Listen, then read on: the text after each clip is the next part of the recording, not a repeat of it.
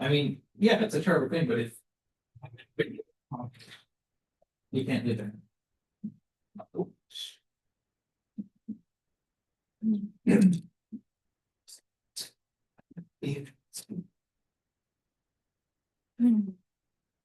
And we will be. After figure it was.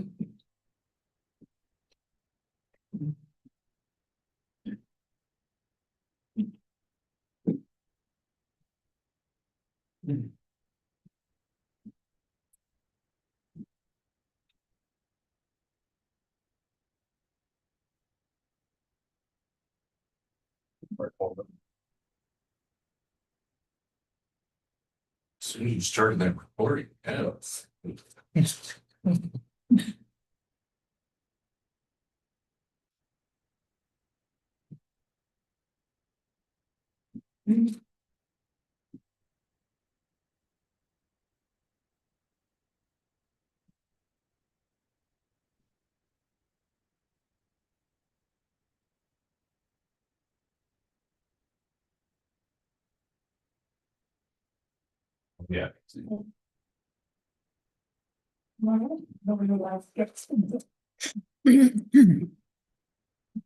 When the call to order the May 11th, 2026 meeting of the Bonneville City Council at 6:30. I invite everyone to join in saying with me. I pledge allegiance to the flag of the United States of America, to the republic for which it stands, one nation, under God, indivisible, with liberty and justice for all.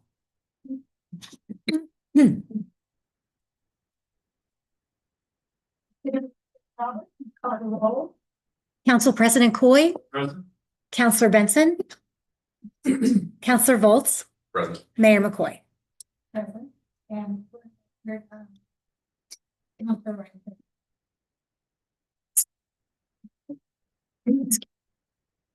Okay, City Clerk Robles, everyone signed up for public comment. There is no one signed up for public comment and there is no one on the phone. Sorry, before we get too far, I would like to add something if we get that. I'd like to add an announcement regarding the If I Were Mayor statewide contest. We're still waiting for participants, so maybe we have that their agenda when it comes in. Yeah, exactly. We have the consent agenda to approve. Does any councilor have any item they would like to remove from the consent agenda for discussion? I'll entertain a motion for the approved consent agenda. I make a motion to approve the consent agenda. Is there a second? I'll second. I have a motion second. City Recorder Morales, please call the roll. Council President Coy, Aye. Councillor Benson, Councillor Volts, Mayor McCoy. It's time for monthly public safety report. Parker, please present your. Thank you, Mayor, members of the council. Good evening. As you can see by the numbers, the report in front of you, there hasn't been a whole lot of change for the month of April, other than our public calls for service is down nearly 30%. And it's unclear why, and other than I believe we did have a slight uptick from prior, just because of how much we were really pushing to get yours done at the house. Just didn't have nearly the call for service. That's small for the game. Number of thefts and trespasses associated to the public or the property that you call for service come back to a single person entering here to year. I'm not sure if you're familiar with them, but he's an unhoused person here in town who spends a lot of his time impaired, whether it's inhalants, which is a drug of choice, or alcohol. He's had 3 or 4 days where he's just kind of on one and being a pill. We took him into custody on several different case numbers. He was actually still in custody the last I checked, so for a couple of weeks. He's unfit to stand trial. DA's office is still trying to work with us and pursue these charges, kind of forcing the courts to dismiss them because he's unfit. So if they're all together, they can account for those later on. They just need something to perform more serious to push the issue and get him the help that he actually needs. But we'll work with it and do what we can. Unfortunately, there are a couple burglaries to report, but these are not stranger, brick-in burglaries, if you will. One of them is, a tenant had moved out of her duplex and promised some property to a neighbor. That neighbor helped them themselves decided they parked in it overnight and took the property that they were promised. Another one is an ex-partner, broke into a house to take some disputed property. And it actually ended up being more of an assault. I've seen a case taken out of that. So those are the burglary reports. Those ones I kind of hold important to me. Outside of that, I don't have much for you, unless you have any questions. This person who is unfit to stand trial, you know, both had got that, email regarding increasing the level of ability to conserve people and put them away if they're truly disabled to themselves. Like what happens in this situation? Like he's clearly cannot take care of himself. He's a danger to himself, he's a danger to others, he's, you know. You tell me what's the next step of this? I couldn't tell you beyond kind of what our scope is, when he goes off to the VA's office for consideration, I thought something well, any of that. Will tell you that I believe Cameron. He has some mental health issues, I don't count that, but a lot of it is drug and alcohol induced. He just refuses to kind of, he has his money, he is able to pay for some of this stuff. Even the day he stole some items, he had the money in his pocket. In his statement to me, he was upset that no one called him out from the moment. That's a state of mind. The ailments he's using this very high amount, and it's just taking a toll. So mentally, I'm not sure. I don't know if it's He's unfit to serve. Someone needs to either conserve him until he's better. I mean, he's gonna kill himself. He's gonna run in the middle of the street and like, who wants to be that, you know? he did. Yeah. Yeah, she did got hit by a car. There you go. That's how we. Well, does he have to be killed for us to protect him? I wish we could. I wish we could force it upon him. That'd make my job That's easier. what I thought this bill was for. I think it gives the courts and the behavioral health folks some more leverage, but it doesn't give me any more.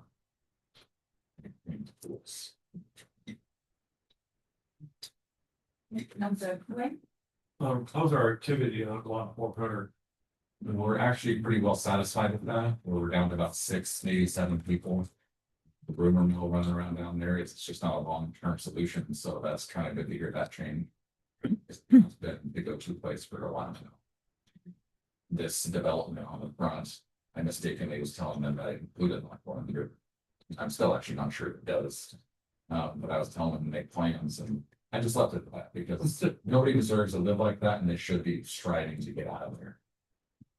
They can do better. We're having to go down and enforce some rules here more recently, just because the footprint of these camps is just well beyond what it's intended to. I mean, they're improving large areas, and expanding camps just beyond a simple tent and some supplies. We're actually going down there with intentions soon to contact somebody down there, just because their campus has a lot of garbage in it. It's not really just belong, it's just garbage. And defensive behavioral issues, Russell was down there the other day screaming and yelling. It's really affected the neighbors here close by. And my intention is to trespass him when he comes back, just because he's been warned of this and he's now been contacted and arrested.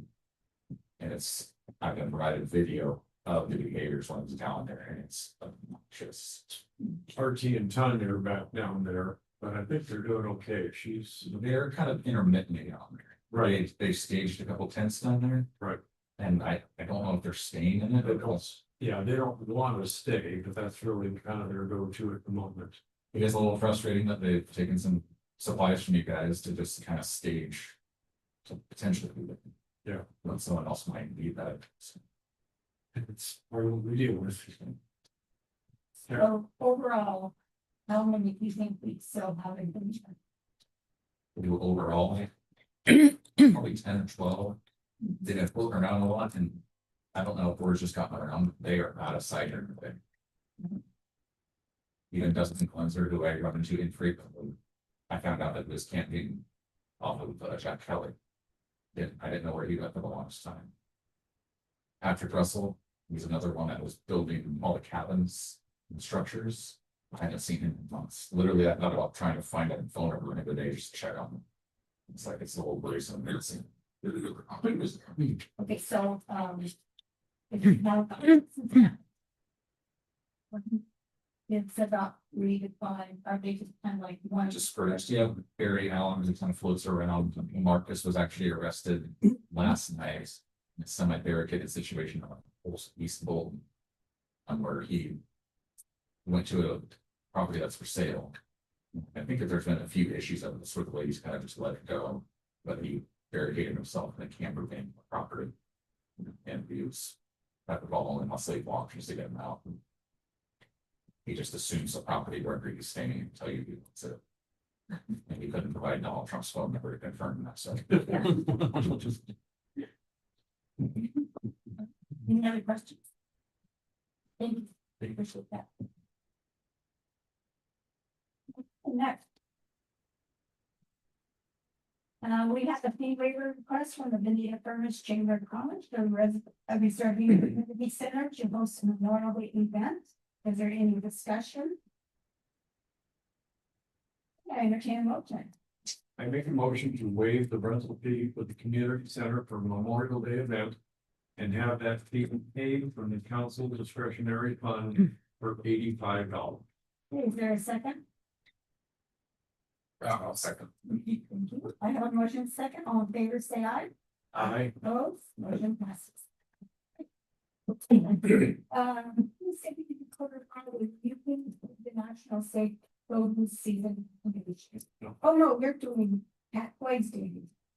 Council Pro, can you please read the National Safe Road? National Safe Boating Season Proclamation. Whereas boating is a beloved recreational activity for many in our community, providing opportunities for relaxation, exploration, and enjoyment of the natural beauty of our lakes, rivers, and coastal waters. And whereas the arrival of warmer weather brings an increase in boating activity, making it essential to promote awareness of safe boating practices that help prevent accidents and save lives. And whereas far too many boating related injuries and fatalities each year are preventable through simple but vital safety practices such as always wearing a life jacket, boating sober, and ensuring vessels are properly equipped and maintained.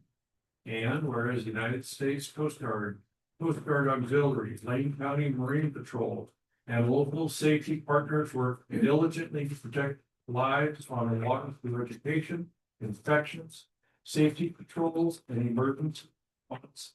And whereas National Safe Boating Season serves as a reminder for all boaters to embrace personal responsibility, seek out safety education, model safe behaviors, including using engine shut-off switches, checking weather and water conditions, and never boating under the influence.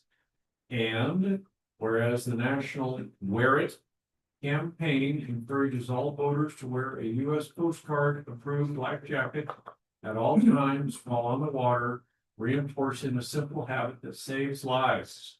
Now, therefore, I, Robin McCoy, Mayor of the City of Vinita, do hereby proclaim the period from May through September 2026 as National Safe Boating Season in the City of Vinita. I urge all who enjoy our waterways to commit to boating safety responsibility, to take advantage of available training and safety checks, and to thank the dedicated personnel, including Lane County Marine Patrol, who work tirelessly to keep our waters safe. In witness of whereof I hereby set my hand and cause official seal of the City of Vinita to be affixed on this 10th day of June 2026. 11. 11th. Thank you. Thank you. Right? Thank you. The next one, we're going to be doing Public Works Director Cheryl. Will please read the Public Works proclamation. City of Vinita National Public Works Week proclamation. Whereas public works professionals focus on infrastructure, facilities, and services that are of vital importance to sustainable and reliant communities, and to the public health, high quality of life and well-being of the people of Veneta. And whereas these infrastructure facilities and services could not be provided without the dedicated effort of public works professionals who are engineers, managers, and employees at all levels of government and the private sector, who are responsible for rebuilding, improving, and protecting our nation's transportation, water supply, water treatment, and solid waste systems, public buildings, and other structures and facilities essential to our citizens. And whereas it is in the public interest of the citizens, civic leaders, and children in Veneta to gain knowledge of and to maintain a progressive interest and understanding of the importance of public works and public works programs in their respective communities. And whereas this year's theme, quote, rooted in service, powered by community, unquote, acknowledges that the roots of service run deep in public works and has propelled public works innovations that have helped our communities evolve into places where people can live lives of purpose and possibility. Now, therefore, I, Robin McCoy, Mayor of Veneta, do hereby designate the week May 17th through the 23rd, 2026 as National Public Works Week. I urge all citizens to join with representatives of the American Public Works Association, Canadian Public Works Association, and government agencies and activities, events, ceremonies designed to pay tribute to our public works professionals, engineers, managers, employees to recognize sustainable contributions they make to protecting our national health, safety, and quality of life. In witness whereof I do set my hand this 9th, 11th. 11th. And May 1st. Thank you. I'm going back to this. Okay. The next one, Memorial Day proclamation. Please read the Memorial Day proclamation. I will, Mayor. City of Veneta Memorial Day Proclamation. Whereas for more than 2 centuries, Americans have been called to defend the founding ideals of our democracy. On Memorial Day, a grateful nation remembers the proud patriots who made the ultimate sacrifice in defense of liberty's blessings. And whereas from the start of the American Revolution through the turmoil of the Civil War to World War I, World War II, Korea, and Vietnam to the Persian Gulf and today's operations to fight terrorism around the world, the members of our military have built a tradition of faithful service. As we observe Memorial Day, we remember the more than 1 million Americans who have died to preserve our freedom, the more than 140,000 citizens who were prisoners of war, and all those declared missing in action. And whereas today, all who wear the uniform of the United States are serving at a crucial hour in history, and each has answered a great call to serve our nation on the front lines of freedom. On this Memorial Day, we honor all of our fallen soldiers, their commitment to our country, and their legacy of patriotism and sacrifice. And whereas, in respect for their devotion to America, the Congress, by joint resolution approved on May 11, 1950, as amended 64, Stat 158, requested that the President issue a proclamation calling on the people of the United States to observe each Memorial Day as a day of prayer for permanent peace and designating a period on that day when the people of the United States might unite in prayer.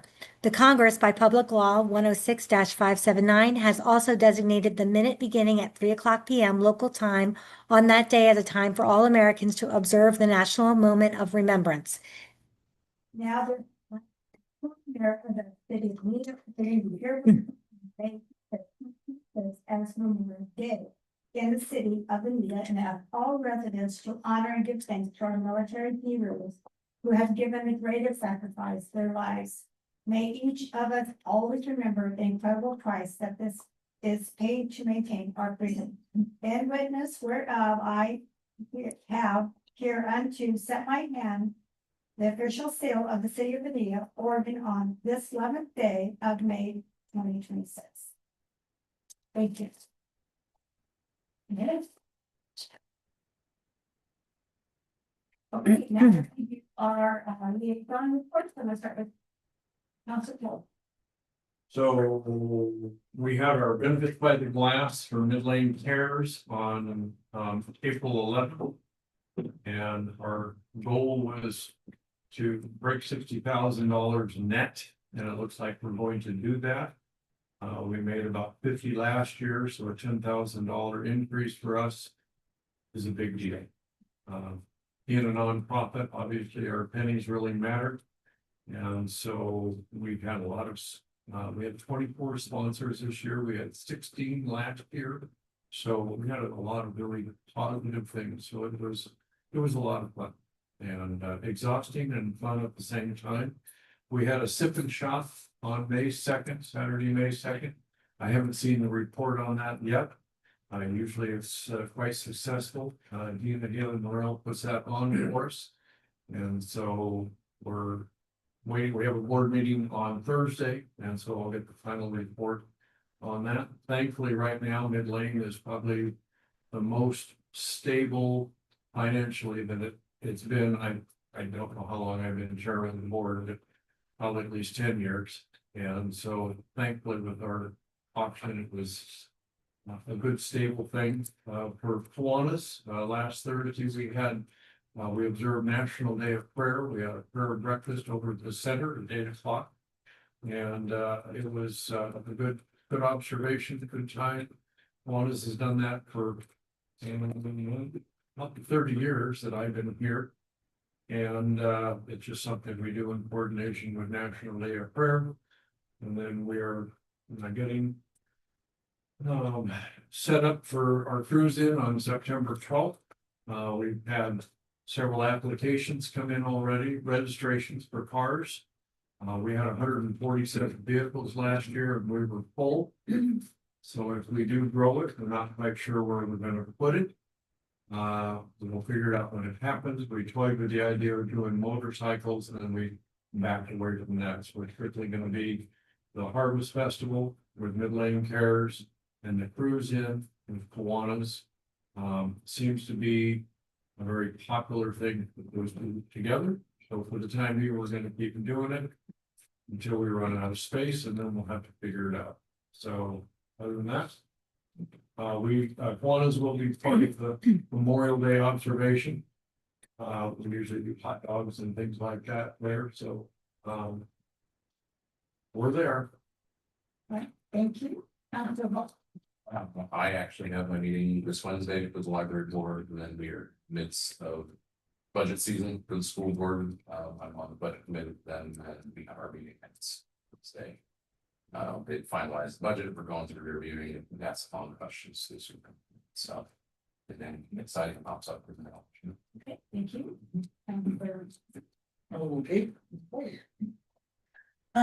Park board, the birthday, we had a couple of volunteers show up, but a lot of volunteers participate besides the park board. And everyone says the kids always enjoy it. And they have been impressed with, how well behaved the children are, and it's always something I guess kids look forward to, I've never put you in. Tree city stuff, planted, what kind of tree, Tom? Dogwood stuff, and where was that planted? Right out there. I know, I was looking for that email and I couldn't find it, so there you go. And the park board is still working out the details on the new park board sponsorship program. With Frog, I was remiss last month, when I stopped speaking, I realized I forgot to tell you there's something called Looking Glass, which is a group of people come down every week to help our homeless. And I'm sure you've ever encountered them, Sergeant. But they come every single week, probably 2 to 3 times a week to meet with our homeless in different areas. And they say that they're here. I've never personally seen them, but they're helping them. Just so you know, if you ever see them, you might run into them. And they also help with giving the children. We have children in Veneta that are homeless, so they help to get them putting to local homes so they can stay in their breath. Elmira High School in elementary. As I'm sure you're aware, so we also we all agreed that I would put out a statement on social media asking for a couple acres of land. There was a donation. And so I waited till I was like mentally ready and prepared for all of that. As I'm sure if you have been on social media, you have seen these posts. And there's a lot of misconceptions, I would just say, and I just wanted to kind of inform the council about what Frog is looking, what Veneta serves really is looking to do. It's something very similar to Elmwood Village. And they're very tiny little small houses that someone could maybe lay down in, and there's a little for a heater. And they could put a couple of items in, it's 8 by 12. And I guess I would say, as far as people say, "Oh, all the services are in Eugene," I don't think people would realize that Midland Cares actually works here. I think that these people have no idea that Midland Cares actually offers services here in Bonita. They think all the service that are home receive, they think they're all in Eugene.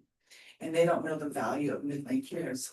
So a lot of the pushback says they should go to Eugene where all the services are. So I'm having to, just try to reinform people just about the facts of the situation. And they don't understand that Everyone Village is a 200 person waiting room. And while we do have 3 transitional shelters at the Furnish Bay Center that house women in domestic violence situations along with their children, there's only 3 and we're short 20. There's women right now that need to get out of situations and there's no housing for them. They have to live in a car. And the city of Crestwell is kind of in the same position where they're probably a little further ahead than we are. I spoke to their city manager, and their city manager is getting ready to present to their council options on, should we donate city land, should we buy some land, should the city be involved, should we put this off to some kind of private nonprofit entity. So those options are going to be presented to City of Crestwell, and I will probably go there and we'll listen to all of the feedback that the city manager is going to see from all of that. It's a very contentious issue, I understand. I want everyone to know that in Oregon, we are short about 140,000 homes. And when you're short 140,000 homes and there's no place for people to go, the only place for the people to go is either in the car or become homeless, which are most common people. People say go get a job, and there's a 5.2 unemployment percentage rate in Oregon. And you can't get a job if 5%, if there's no job for 5% of people. What do you do for them? At least you can give them a little tiny square box of a place. They can put their stuff while they maybe save up enough money or get a job so they can go transition into permanent housing. And these are just some of the things that are the issue, that are facts. And if you see this online, I'll just sit here in the hot seat and I'll just keep doing what I'm doing, I'd love some support. Eventually, this should really come down to getting homeless off the streets. I took a survey, I talked to all these people, every single one of them said they would move into transitional housing, whether it's true or not, I'm not sure, but they said they would. So even if 8 out of 10 of these people got off the street, it would help Sergeant Cole Parker tremendously, and the people who are serving our community, and would look better. And I have something very beautiful in mind. It's something that's prettier than even Everyone Village. I forgot to bring their darn artist rendering today. I apologize, but it's beautiful, and it's got lots of trees and flowers and places to hang out. And we went to community supported shelters, and that place is, thankfully they're there. But they are just those pallet shelters, not pallet shelters, Calistoga huts, Comstock huts, that have no warmth or air conditioning. And they walk around on wet dirt and just trapping around everywhere and don't have any warm place to eat. So, if you could just do the bare minimum to some of these people, not every person in Bonita is a homeless drug addict. I realize that there are some drug addicts, we need to find some better way to deal with them. And so that's the spiel for transitional housing today. Moving on, the Lake County Public Homelessness Board.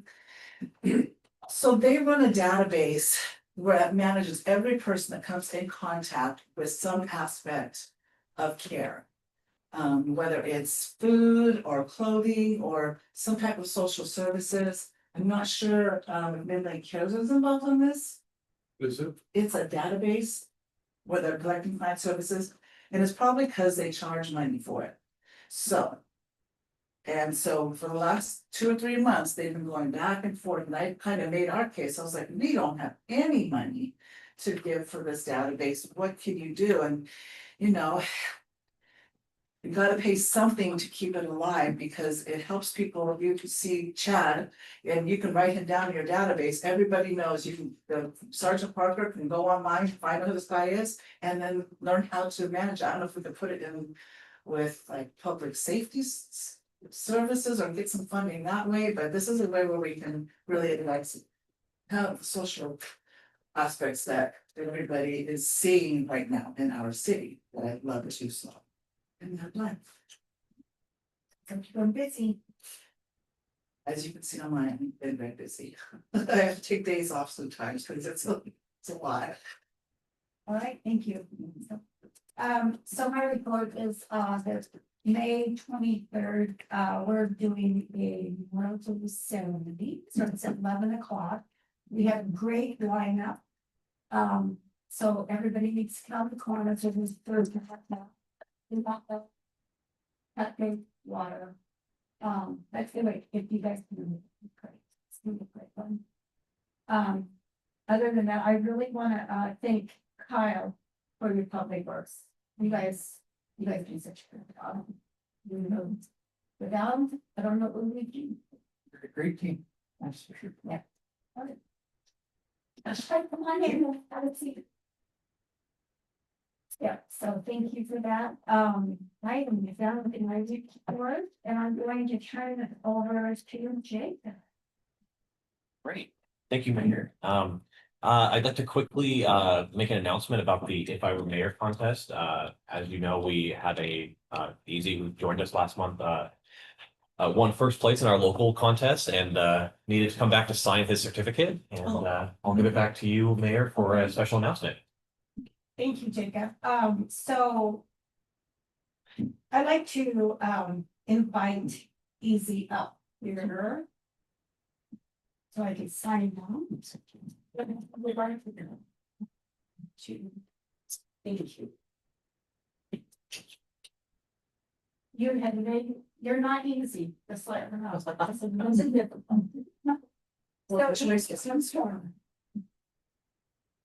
When we recognized Easy recently for his outstanding If I Was a Mayor contest, we thought that was the end of our celebration. But it turned out that there was one more. On behalf of the Oregon Mayors Association, I am proud to announce that Easy placed third in the entire state of Oregon. Or in the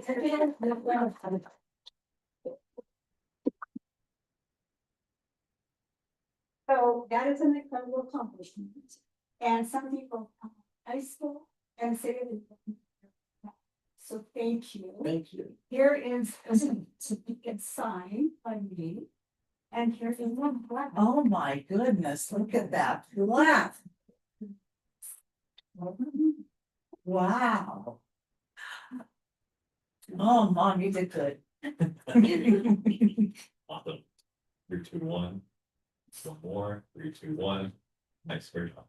So I'm gonna do one. Hold on. I'm gonna do one more white one. 2, 1. Great. And so, in our Mayor's Association, there will be normally a luncheon, and they normally come, but this time they're not gonna do that, but they're gonna be showing a video, and the top 3 of them, so they're gonna be showing the video. Thank you. You're welcome. Wow. This is a surprise. Surprise to be- Somebody was actually perfect, because I didn't sign it, so I told her to give it back to them. So it was meant to be. Yep. Yeah, thank you. Congratulations.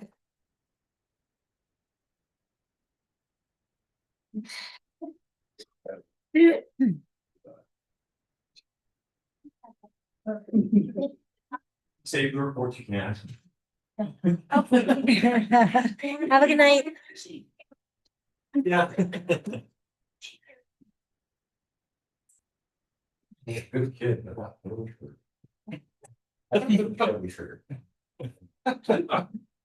Sure. Oh, I liked you at one time.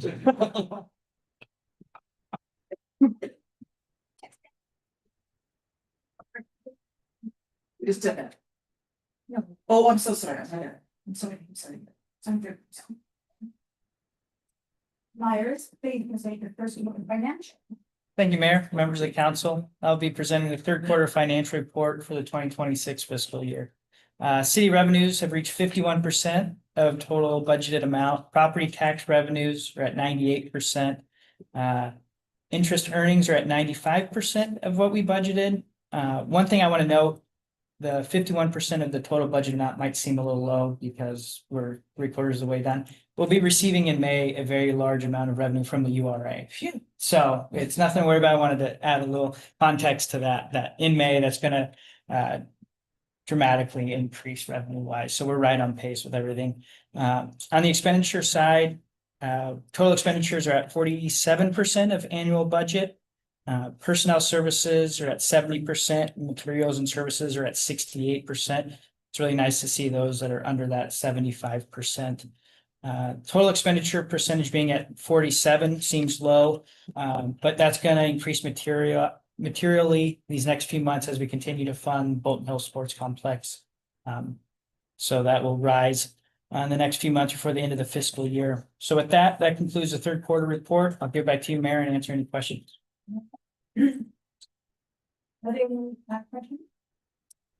None? All right, thank you, Jordan. We'll see you soon. Analysis board, please present your annual public safety report. Thank you, Mayor and members of the council. Attached in your packets is the 2025 annual public safety report. Just provide a little bit of background about this report. The city of Veneta contracts with Lane County Sheriff's Office to provide law enforcement services within city limits. It includes 4 deputy sheriffs and 1 sergeant position. And new to this year, starting January 1, 2025, we increased the part-time sergeant position to a full-time position. So this whole report this year includes that caveat. Also, in 2024, last year, we began including data related to traffic stops and cases. We also this year in 2025 expanded the report to include citation data given out during traffic stops. That data and that information is still separated from our total call data, just to not confuse and mess up that information. Once we get a little bit further into collecting that data, we'll integrate that all together in these reports.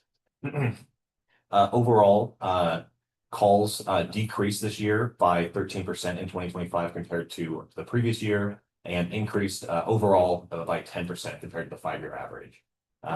Cases, on the other hand, decreased by 14% in 2025, and they also decreased by 7% compared to the 5-year average. Of those calls, public order calls remain the most frequent type in 2025. Traffic and person calls were the 2nd and 3rd highest calls respectively. Offense against the state had the largest change, decreasing by 38% year to year, and traffic stops had the largest increase by 23% as compared to the prior year. In terms of cases, property cases remain the most frequent type, even with the significant decrease of 31% compared to the prior year. And in terms of the largest change year to year, individual welfare cases decreased by 40% and by year to year, and by 26% compared to the 5-year average, excuse me. With that, I'll give it over to Holden, who say, I'll give it back to you, Mayor. Thank you, Jacob. Members of the council, I'll go through some of the categories here. If you'll bear with me going through your package that you have here in front of you.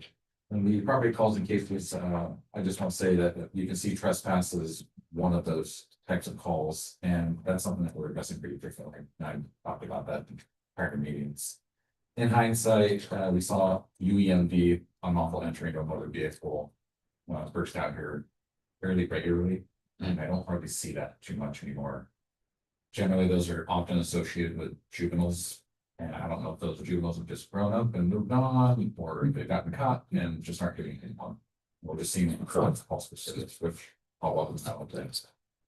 The reports of fraud, and we don't see those as frequently either anymore, but we've really been pushing the fraud information out, scam alerts on social media, posted around town, various places, so hope that's looking positive benefits.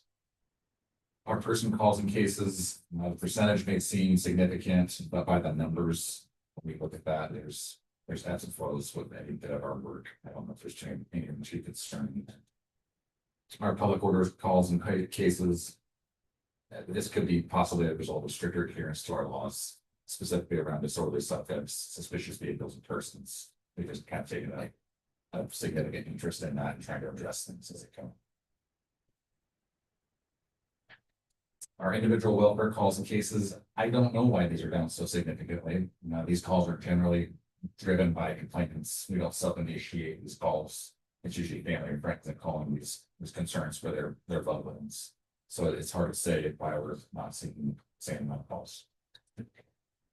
Vehicle calls and cases, there's just not a big change in there. I don't know if there's anything noteworthy discussing that.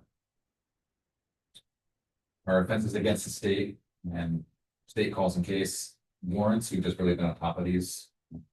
Trying to address them as they come up. Proactively running folks to make sure that their warrants are satisfied with the outstanding cases. We're just addressing local city ordinance through enforcement, writing more tickets that way versus getting them fines. Fines are inherently not as effective as a citation long term. And civil calls and cases, we're seeing a pretty good increase there. But that's for the 5-year. And if you remember in COVID, that almost just all stopped. So our 5 years can kind of skew. The courts were closed and not available. Cases just for moving. It's gonna skew our 5-year number. Traffic stop calls, cases, citations. I'm very traffic oriented. I specialize in crash reconstruction, so I'm passionate about that kind of stuff. And so you'll see me stop at a lot of cars and contacting people. I would attribute some of that to my work, and I try to push you guys to do well too. That's all I have. Thank you. Any questions? The civil cases, the graph that we're seeing, the civil calls versus civil cases, I just found 0 for 2024. Description says there were 5 from the previous year.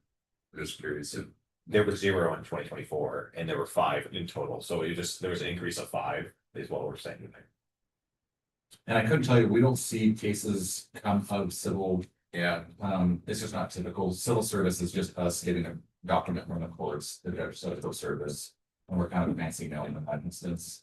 So usually not cases associated to that. oh, got it. And so sometimes we'll get a case out of those because we serve the restraining order and the person refused to leave. And so we'll take them to jail on a violation of restraining order for the statements. Okay. That makes sense. I was just looking at the calls versus the cases. Yeah, no, I totally get it. Like the graphs across the board don't really count lines. Any other questions? Thank you. Next is public works director shower. Tell us about the. Thank you. We had the cleanup on May 2nd. That was over at the Turner Pearl Sports Complex of Zippleton. Which, because of the construction, was definitely a bit of a challenge for us. We had to work around some stuff. I will give big credit to the contractors that helped to make it so that we could have them moving all of their stuff. And then surrendering the whole area for our use on Friday. We had Sanipack, of course, our great partner in that.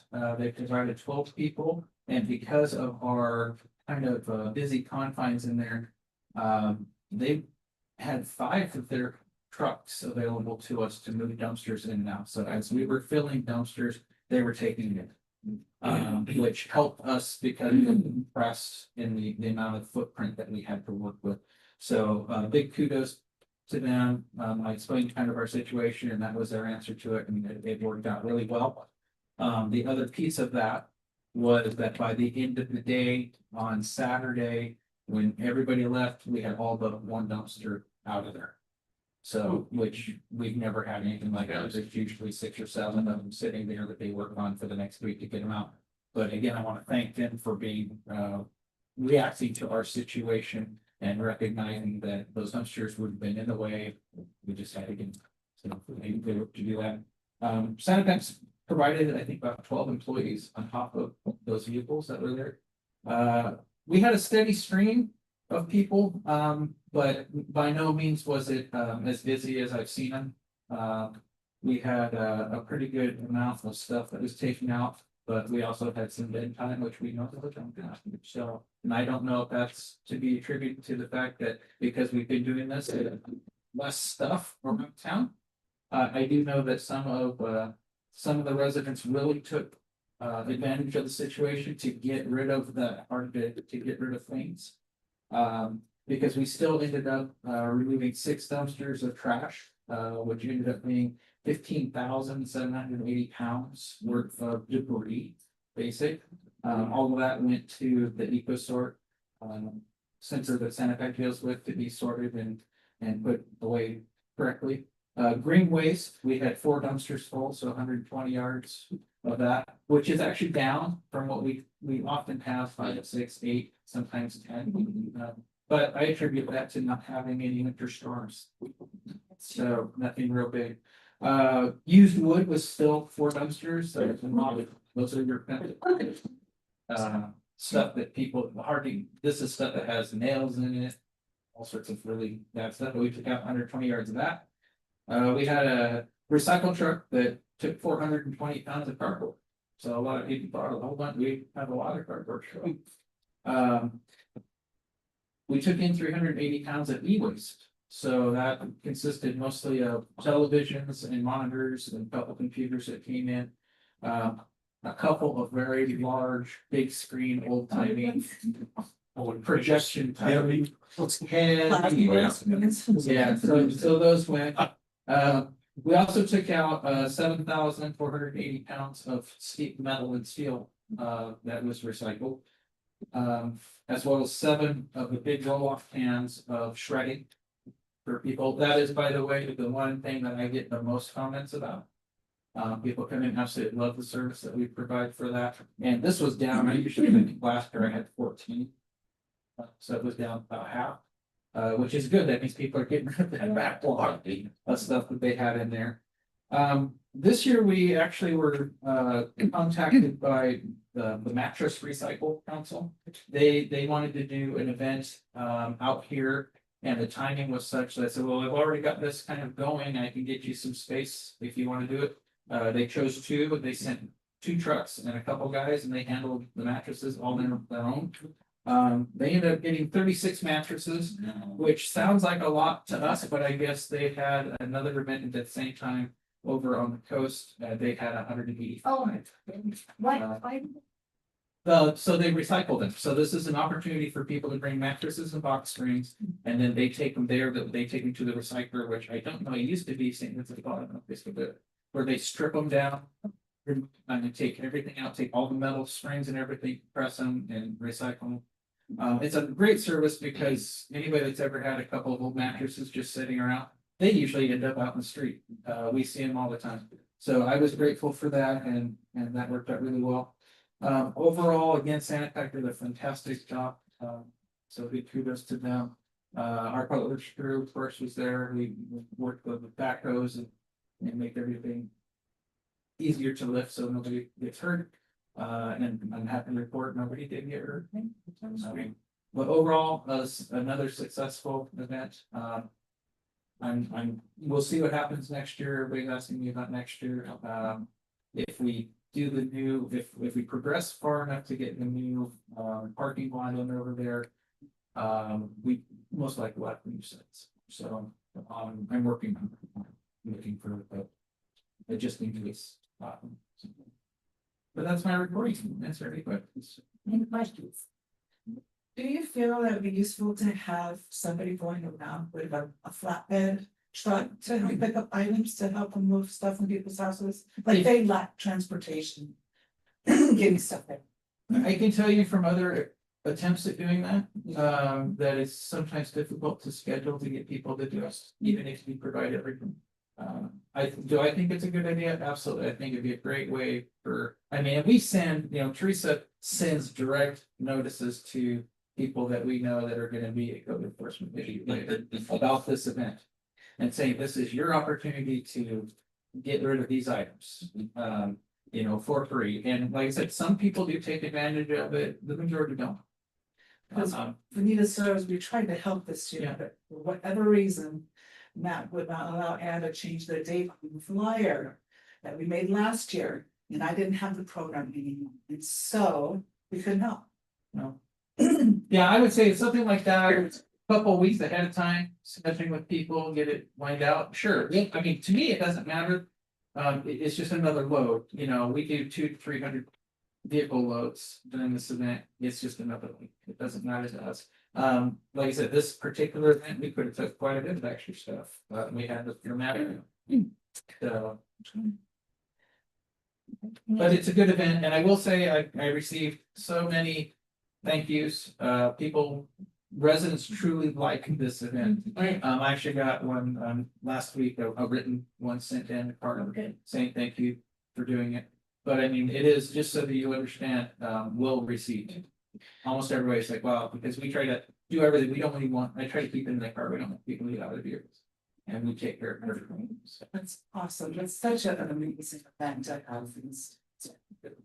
Did you have a question? Yeah, just a quick suggestion, maybe next time, bring in like St. Vincent, not St. Vincent, I'll have to have a restore. Or somebody that does, construction supply reclamation. if they would be willing to do it and supply manpower for it, that's Yeah. our problem. We have had St. Vincent de Paul numerous times, they have elected not to do our event anymore. Any reason? Manpower? I can't tell you, well, they didn't even have, all they had to do is bring a truck. No, I mean, we've got our local is Lilies of the Field, the local, Clothing. I mean, it does, I'll be honest, it adds quite a bit of extra for us trying to pick things and do things. Mhm. But I mean, we used to fill the St. Henry truck and they just decided they didn't want to do it. I still contact them. Here's some- Do they even do that? What? Put trucks around? Anymore? I don't know if they do, I haven't seen one in quite a while. They used to have one at the. I don't think they do. Other town. Any other questions? Thank you, I appreciate it.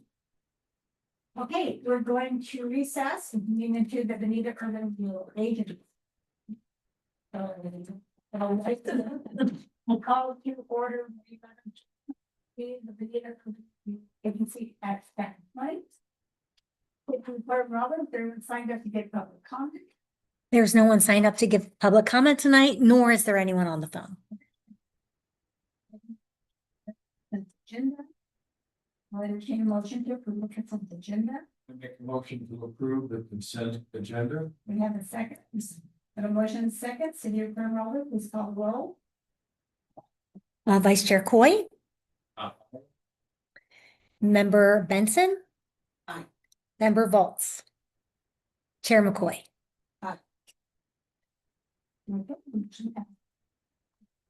Next, we're gonna hear about the third quarter financials from City Councilman Jordan Myers. Jordan, please present your amendment. Thank you, Chair McCoy. I'll be reporting the third quarter of the 2026 fiscal year. Agency-wide revenues are at 17% of total budgeted. The reason so low at 70% is there's been no new debt has been issued to fund projects, so there's no loan proceeds that further increase that revenue total. Despite that, property tax revenue is at 111% of the fully budgeted amount. And interest earnings have performed a little bit above expectations, coming in at 284% of budget amount. It's because we've been able to hold a lot of that money in the URA before having to transfer it out to the city in May coming up. So that's been really nice. Agency-wide expenditures are currently minimal. However, that's going to change here in May when we make that URA transfer, all those funds to the city. So with that report, I'll pass back to you, Chair McCoy, and answer any questions. Are there any questions for Jordan? Okay, thank you, Jordan. Is there any other? Okay, I'm going to adjourn the Benita Urban Renewal Agency at 7:22. And I'll reconvene that into the city council. Is there any other? City, council. How are we doing on our communications? Software company solution? Yeah, I can provide a quick update on that. The communication team is we've been meeting with a number of agencies. I think at this point, we're dialing down the number of suggestions to bring to city council, and we should have that within the coming months, some options. I think we have a year left with our city council, or sorry, city website, so, but we're looking at the option of a new website and the texting services. We think we can incorporate the texting services in the summer. Okay, the city of Westfield has a texting service. Text like that, right? Nice, yep.